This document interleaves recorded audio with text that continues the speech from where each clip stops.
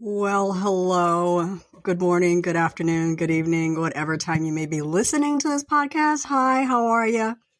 Welcome. I hope this mic is working because I don't feel like testing it. So we're just going to roll with whatever comes out on the recording. It has already been a spicy morning on Bookstagram. Let me tell y'all, I really, really love my bookish family. Y'all are hilarious. We have been laughing at Kay the reader since last night. She had a big reveal that I am not going to talk about on the podcast, but I'm just going to let Kay know we need our reel. And that's all I have to say about that. But it has been a fun few hours. Like I said, I really love my bookish family.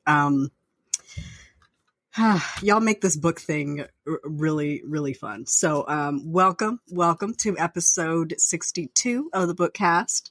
This is my platform for sharing short fiction that I haven't shared in forever and updates on what I'm reading and writing. I'm Danielle White. I'm an author of 12 contemporary Southern and romantic fiction novels featuring Black men and women. I am also a big fan of books. So we usually begin with a book report. And then we talk about writing. I am currently working on a dessert project. That is a project I'm doing just for fun, just for the love of writing. It's not something I can sell. It's probably terrible, but it doesn't matter. For me, that's fan fiction. And I'm working on a story called The Story of Kate, which is a thriller-ish piece for a writing challenge at the fan fiction archive that I run. Y'all, this is giving me anxiety. And I'll talk about that more in the writing update. Thank you so much for your support of this podcast, whether it's a message in my inbox, a tweet, a retweet, a comment on my YouTube channel. When y'all have a fit when I don't post an episode, I actually actively love it. It does not go unnoticed. If you'd like to offer more support, head to buymeacoffee.com/books by DL White. There you can offer a one-time or recurring monthly gift, and I would be most grateful for that. I currently have one constant supporter. I love her to pieces. XOXO. The other way you can support is to buy my books. Booksbydlwhite.com/books has all of my titles available in whatever platform I have them in. Purchasing directly from me at my store puts the money directly into my pocket, like the next day, instead of waiting 60 days for Amazon, Barnes & Noble, Kobo, what have you, to pay me. But if you prefer to buy them retail, all my titles are available wherever ebooks are sold. They're available in print at bookshop.org and Resist Booksellers. I also have them, most of them in print here at my home, but it's actually less of a pain in my butt if you buy them at Bookshop or Resist. If you buy them from me, you get them sold, but I ship slow, y'all. I ship slow. They're also available via subscription sites like Everand, which is the new name for Scribd, and Kobo Plus. Let me tell y'all, all of the ebooks, all of the audiobooks I have are on Kobo Plus. Get on the train. I'm just telling y'all. They're also available to request at your local library through Libby or Hoopla, so snatch them up. Ebook and audio are available to borrow through your local library. If you don't see them in circulation, request them. They are available. Once you see them pop up, borrow them, read them, return them, talk them up. That's all. Books on sale this week. I published a newsletter. If you're on my list, look out for it. I might be in your spam inbox. If you're not on my newsletter, I'll post a link in the show notes. You can subscribe at booksbydlwhite.com/newsletter. I post about once a month. I do a newsletter. If I participate in a sale, part of the deal is I have to send it out to my newsletter list. So typically I only send out a newsletter when I have something big going on, like a big sale, a big happening, etc. So I did send one out this week. I linked the indie audiobook deals promotion that's running November 2nd through November 5th. Those are audiobooks that are on heckin' discount. I, of course, have a book in that promotion. That's Why Leslie's Curl and Dye is 99 cents on audio. I'm telling you, if you don't have it on audio, snatch it up, send it to your friends, your family, your enemies, your coworkers, your aunt, your uncle, your neighbors. Send it to everybody to snatch it up because it goes back up to regular price in December to I think it's $11.99. I like it to be cheaper than an Audible credit. Head to indieaudiobookdeals.com for audiobooks on the cheap. I will put a link in the show notes to that and also to the most recent newsletter that I sent out. I also talked about a nice benefit versus I also talked about a nice benefit for Spotify premium members who like audiobooks. And I was a guest at author Delaney Diamond's Reader Lounge. It was a delightful good time. I talked about Elysium. It's a text-only chat, so you can just read it at your leisure. I posted a link to run that back. It was a really good time. Thank you so much, Delaney, for having me. She has always been such a good, supportive friend to me, and in return, I gobble up her books on the day they are released and send her lots of texts about them. Stay tuned because I will have a few sales, I think, in November and December. There are things kind of shaking out. So I will, of course, let you know on this podcast and on my blog and in my newsletter. You will not miss it. I promise. So this coming week, I'm headed back to New York for the day job, and I will be gone from Monday to Friday. So there will be no episode next Saturday, November 11th. I won't have time to prep, and I don't think I'll have many updates that require me to be on the mic to share. Next weekend is also the Kate and Ray 7 to 7 readathon. So use the hashtag 727readathon from November 10th, 2023, 7 a.m. Eastern Time to November 12th, 2023, 7 p.m. Eastern Time.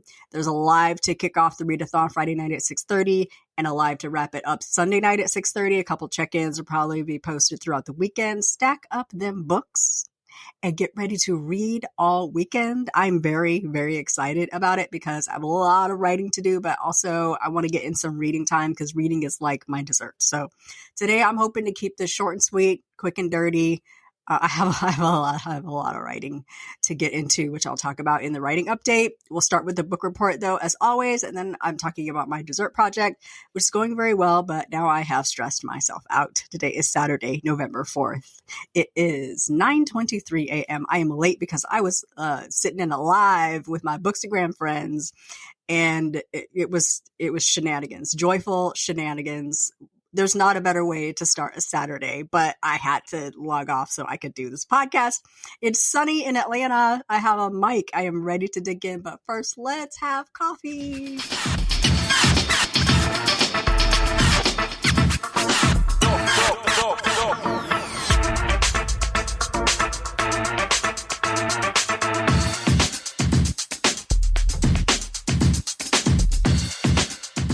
Phew.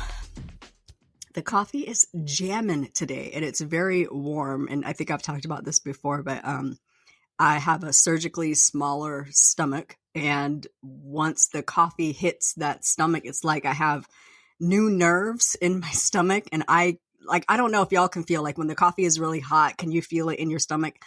I feel it in my stomach. When that warmth hits my belly, it's still 10 years out. I'll be 11 years out in December. And still, when I drink hot coffee, I feel it in my stomach. It is the oddest sensation. I keep losing internet in the middle of my broadcast, and I don't know where it cuts off. So we begin, as always, with the book report. Because I am a bookhead, then we'll talk about writing. I have read 147 of my challenge to read 175 books this year. So, Dr. Raymond, I am on track. I am 84% to my Goodreads challenge, and we gonna make it do what it do. We are not too far to my goal. I am on track. I'm committed to staying on track, maybe a little. I don't know. We'll see. I'm not too worried about it. I usually hit or exceed my challenge. And sometimes I change my goal so that I meet the challenge. I mean, I've been doing the Goodreads challenge since 2008. So I'm not new to this. I'm true to this, people. This week I read some really good books. A Welcome Reunion by Lucinda Berry. This was the last of my shorts that I was trying to get in because I was behind on my Goodreads challenge. This one was okay. It was a little boring. I just was listening to it while I was doing some stuff. But, passable. I read Broken, which is Will Trent number 4 by Karin Slaughter. This was the last book I needed to read to fill my Will Trent holes. I have read the rest. I believe I read the rest of the books in the Will Trent series. It was nice to roll back and get the beginnings of the Will Trent story and the beginnings of the Will Trent Sarah relationship. I'm interested to see if the show Will Trent is going to follow the book, because Will doesn't stay with Angie, who's a former police officer in the books. Sorry if that's a spoiler, but these books are like literally 15 years old. Catch up. So I want to see where the show goes, and just cross your fingers we have an end to the SAG strike so we can actually find out. I also read her last Goodbye, which is Morgan Dane #2 by Melinda Leigh. I think I read Morgan Dane #1 at some point, like maybe last week or whatever. So I was just trying to kind of catch up with this series. I like to just like pick a random crime fiction book, and these, like Melinda Leigh and Kendra Elliott, just literally just kick these out once every few months, and so they're always a good listen. Like, they're very simple, they're not intricate, and it helps me get in my goal. Lastly, I read Eats for Free by Danielle Allen. This is the latest in her hot holiday hookups. These are some of my favorites because they're short, they are steamy. Danielle cracks me up. I am always up in her Instagram DMs like, girl, you did not. So, yes, this one is based on Veterans Day. So it's a good read. It's reading. This week I'm not reading anything. Not a darn thing. I'm not currently reading anything. And that's a weird feeling for me because I've been shoving books in my face for so long. I read 19 books in October. I should do my October wrap up, but it will not be this week. It may never be, because by the time I get back on the mic, who cares about October? But I read 19 books, 19 or 20. I think I read 19 books in October.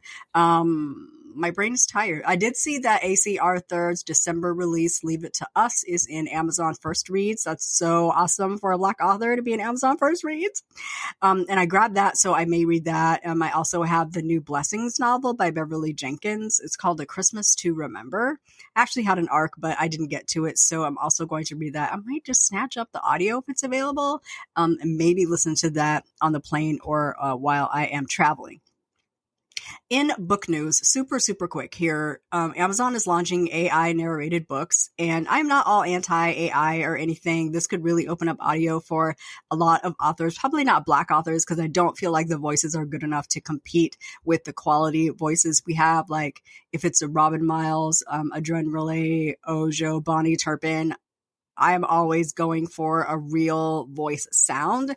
If I want a robot to read a book, I can get Alexa or Siri or the accessibility function on my book to read that for me. I don't need to pay for that. But there are a lot of authors who can't afford to pay $250 to $500 an hour for a good narrator. And I'm seeing a lot of people protesting this and making their cap posts real voices. And let me just say this. Buy the audiobooks direct from the author. If they're available direct, buy them direct, because that is how the author is recouping what it costs to record an audiobook. Y'all want your Jacoby DMs and your Sean Krisdens and your Ron Butlers and your Emmanuels and your Wesley Chauvin, your Adrenrele Ojo. You want them, but y'all don't know how much it costs to actually get them. It's hard to get on their schedules. There are people that have audiobooks, stacked up, just waiting to get on a schedule for an audiobook narrator. It's an investment. It's expensive. And, when you have readers that will snatch them up and read them, you can recoup your money. But there are a lot of people. I just heard like Mark Leslie Lefebvre, who is a very popular, I think he writes like thriller or fantasy or something. I don't know what he writes, but he's a very popular author. He told me, he didn't tell me. I heard him say on a podcast that he spent about $4,000 on an audiobook and he has only made about $500 back on it. It's expensive. And when we have Amazon telling readers that they can just return a book if they don't like it and get their credit back, that comes right out of the author's pocket. If it's an indie author, it comes out of my pocket. Amazon already has their money. All they're doing is exchanging electronic credits. They already have your money. But when you buy an audiobook, when you use your credit for an audiobook and then you return it, they take that money from us. That's ebook, that's audiobook. Anywhere. Amazon really is the only platform that will let you return ebooks and audio. The other platforms don't let you do that because they realize that it shorts publishers, it shorts authors. Amazon does not care. I'm telling y'all right now, they don't give a flying rip. You buy an audiobook or you use your credit for an audiobook and you don't like it and you return it, you get your credit back for another book. That money, that paltry sum that they paid us, we get like maybe 20%. Like if you spend $9.99, let's say if you spend $9.99 on an audiobook or you use a credit, if it's $9.99, we get, I don't know, $2.50, something like that. It's sick. And that's why authors are publishing them direct. So if you see them direct, buy them direct. Yes, we all hate BookFunnel, but we don't all hate BookFunnel. I actually really like BookFunnel. They're delivered by BookFunnel because it makes it easier for authors to self-publish their audiobooks and sell them direct and actually make a profit. Because there are a lot of people that will get an audiobook and listen to the whole thing and return it and get their credit back. And that money comes out of my pocket. It comes directly from what Amazon says they are going to pay me at the end of the end of the period. There are some months where I have started at a negative because someone bought my book on the 30th and then returned it on the 1st. And Amazon has already taken those earnings from me. So now I got to make up what I lost so I can start at 0 and then go forward. I don't like for readers to be in author finance business because there's a lot of intricacies that don't make sense to readers. We do what we do because we have to and not necessarily because it's what readers want. But if I see readers making protests, I'm going to tell them how they can really help. And no, I've learned my lesson from being in reader comments, suggesting what readers can do. I'm not going to nobody's post to suggest what anybody can do. This is my platform, and this is how I am speaking my piece. Don't suggest that I tell nobody nothing. I'm just saying to y'all, to the listeners of this podcast, if authors are selling their audiobooks direct from their site, buy them direct. If you're getting them from the retailer, don't return them. That comes out of our pocket. I mean, low key, even if it's a trad author, it comes out of the publisher's pocket and they subtract that from what they owe that author. Trad authors only get paid once a year. So if they have so many returns, that takes away from what it actually takes away from the advance. Trad authors first have to earn back their advance. Once they have earned out their advance, then they start making profit. And now it starts to cut into what that publisher is paying that author. So if you want to take a stand against AI and you want real voices, support authors that are using real voices on their audiobooks, buy them direct if they're being sold direct. If you get them from a retailer, don't return it, because that comes out of our pocket. That doesn't help us at all. And if you are returning audiobooks that are recorded via royalty share, you are also hurting those narrators. This is why narrators now don't want to do royalty share, because a lot of Amazon listeners are returning audiobooks. And when you do royalty share, you split profit 50-50 with your narrator. If I earn $5, they earn $5. So if I lose $5, they lose $5 on that audiobook. It's not worth it. It is not worth it. So that's my spiel on that. On to the writing update. I have painted myself into a corner, backed myself into a predicament. And so the deal is that when I do challenges, an official Instinct Fiction challenge, anybody can post a challenge. If they want to say, hey, let's do stories based on this theme, anybody can post a challenge. But when I, the owner of the archive, do an official site-wide challenge, it has official site-wide rules. My rules are, in order for the book to stay in the challenge, it has to be complete at the end of the challenge. Because when people go back and they read all the stories in a challenge, they can binge, they can go from one to the other, and they're not reading incomplete stories. It's a letdown to come upon a story that's not complete. So in order for the book to stay in the challenge, it has to be complete. This challenge ran from October 17th, which was Chris Kirkpatrick's birthday. It runs for a month to November 17th. So by November 17th, my story needs to be complete. So I've been taking my time rolling out this story. I posted, I think, up to like chapter 7 or 8. I don't know. And I have written up to chapter 11. So I'm kind of piecemealing, posting this out. It's a serial. So people are going to come back to the archive over and over and over to pick up updates. So I have gone through to map out the rest of the story chapter by chapter to see how many chapters I have left to write and how many times a week I need to post in order to be finished by the 17th. Y'all, I am about to start chapter 12. Well, I have the prologue and 12 chapters. I'm about to start chapter 12, which is really like chapter 13. I will have the prologue and an epilogue and 20 chapters in between. I'm on chapter 12. So I got to write from basically 13 through the epilogue before November 17th. This thing ain't going to be done by November 17th. But am I going to give it the old college try? Yes, I am. So I work really well under pressure. But what might happen is that I have to remove this story from the challenge and add it back when I finish it. All I want is for when people pull up this challenge that they have complete stories to read. So I don't want to stress myself out about it, but I also want to get as far as I possibly can, make every effort to finish by the 17th without shortchanging the story at all. I do have it all panned out. I have built up the story a lot. I don't foresee the rest of the chapters being long and drawn out, but like the writing takes the most time. The writing is the hardest part. And so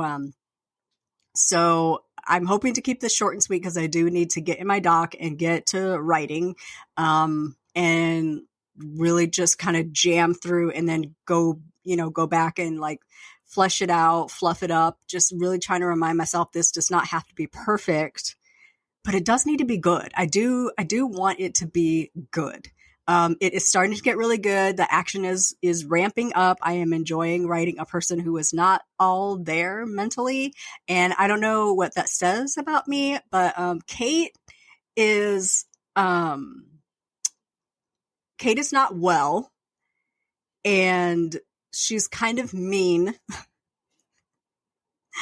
I don't know what it says to me that I am enjoying writing her, but it's interesting kind of sitting in her brain and developing her side of the story. She truly believes this man is in love with her and he is trapped in a marriage he doesn't want to be in. And the stakes are high because his wife is pregnant and she feels like she needs to get him away from her before that baby is born. So writing the interaction between Kate and his wife and Kate and this singer, Kate and her husband, like she is a whole married woman. She has a whole husband and she is only with Mark because Mark takes care of her. She doesn't work. And so, and Mark has done very good for himself, but he's kind of wrapped up in his job and not really paying attention to his wife. He makes sure she takes her meds, quote unquote, takes her meds because she is sneaking and not really taking it, which is how she's really kind of spiraling and devolving into this manic situation. And so the story is really ramping very well.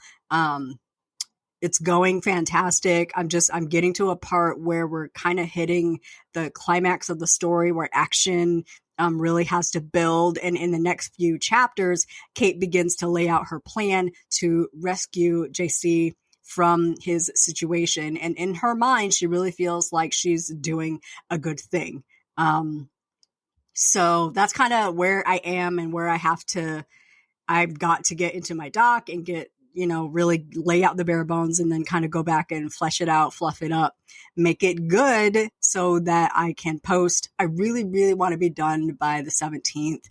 But I have a lot of chapters that I need to write. Both my beta and I will be in New York next week. I'm hoping that I will actually meet her for the first time this week. I'll let you know how that goes. If we do get to meet, hopefully we'll have some good face-to-face time to like talk it out and just I'm just really hoping to like blow through what I have, kind of bang it out, and then convince myself that I can go back and fix it before I have to post it up. So that's where I'm at. That is the update for this week. I am trying to keep this really short this week so I can edit this and get it up and then like get back on my Mac and get it to my doc because I have a lot of writing to do. I need to pick out a good book to read because I will definitely be treating books as dessert after I finish each chapter. So that is what is going on over here at Books by D.L. White.